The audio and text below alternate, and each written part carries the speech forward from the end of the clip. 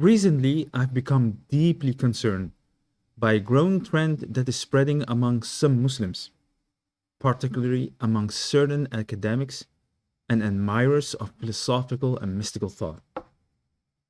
Increasingly, the claim is being made that hell will eventually come to an end for the disbelievers, and that after an immense period of punishment, they will ultimately experience bliss and happiness. Some attempt to support this view by citing statements attributed to Shaykh al-Akbar Muhyiddin ibn Arabi rahmatullah alayh. Others appeal to opinions attributed to Ibn Taymiyyah. Whether these statements are authentically attributable to them is a separate scholarly discussion, and that is not my focus here. My concern is something else.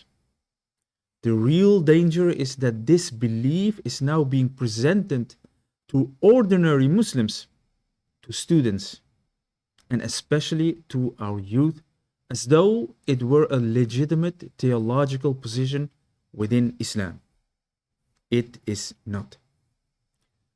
The Qur'an speaks with remarkable clarity regarding those who die upon disbelief. Again and again, Allah tells us that they shall remain in the fire forever.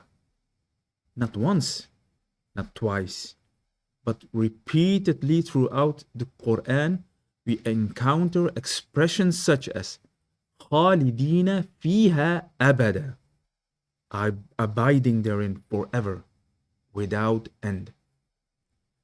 For this reason, the scholars of al-Sunnah throughout the generation transmitted a consensus that the punishment of those who die upon disbelief is eternal. This is not a peripheral issue. It is a part of the established creed of Islam. Therefore, when someone claims that hell will eventually cease, or that the disbelievers will ultimately attain comfort and happiness, he is advancing a belief that directly contradicts the explicit wording of the Qur'an and the authentic Sunnah. Some defend this position by saying, but Allah is the most merciful. Would it not be a greater manifestation of His mercy to eventually forgive everyone? At first glance, this argument may sound emotionally appealing. But as Muslims, we do not build our creed upon emotion. We build it upon revelation. Yes, rationally speaking, Allah is capable of all things. No Muslim denies His absolute power. But that is not the question. The question is not what Allah is capable of doing. The question is, what has Allah informed us that He will do? And Allah has spoken clearly. If someone claims that the disbelievers will eventually leave hell, then what are the implications? It would mean that the numerous verses in which Allah explicitly promises their eternal punishment would ultimately prove otherwise. It would mean that the repeated warnings delivered by every prophet concerning everlasting punishment were, in the end, not true in the way they were understood. This is not merely a speculative theological discussion. It concerns the truthfulness of Allah's speech and the certainty of His promise. There's another way worthy of reflection. Allah honored His prophets above the rest of creation.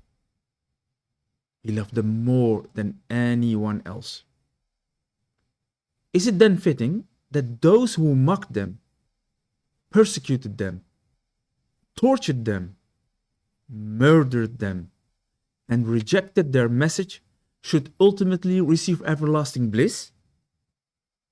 Rather, it is entirely consistent with Allah's perfect justice and his immense honor for his prophets, that those who knowingly persisted in disbelief until death remain under his punishment forever, exactly as he himself has informed us. Likewise, consider the reward of the believers. Why is paradise eternal? Why does its bliss never end? Because the believer loved, worshipped, and submitted to the Lord whose majesty, perfection, and greatness are without limit. The eternity of paradise reflects the greatness of the one whom the believer worshipped. Likewise, the gravity of disbelief is not measured merely by the lifespan of the human being. It is measured by the one against whom disbelief is committed. Rejecting the Lord of infinite majesty is unlike any ordinary offense. However, even these rational reflections are secondary. Our primary evidence is never philosophy. Our primary evidence is revelation. Our minds can make mistakes. Our emotion can mislead us. Our philosophical theories may change from one century to another. But the speech of Allah never changes. This is precisely why the scholars of al-Sunnah wal Jamāʿ held firmly to the explicit text of the Qur'an and the Sunnah, and why they transmitted the consensus of this ummah without alteration. I also wish to address my brothers and sisters who have pursued academic careers. A university education is a noble achievement. A master's degree deserves respect. A PhD represents years of dedication and research. But none of these by themselves make someone an authority in Islamic creed. The Islamic sciences possesses their own disciplines, methodologies, chains of transmissions, and scholarly traditions that have been preserved for over 14 centuries. This is why humility is essential. Not every original theory deserves to be preached.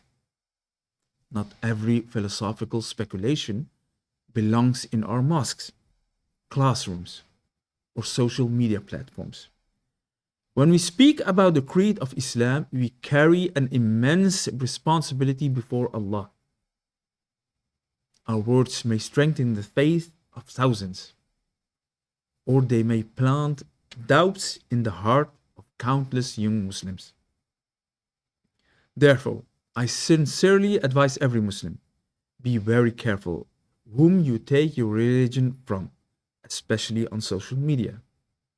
Do not build your faith upon isolated quotations whose authenticity, interpretation, or context remains disputed.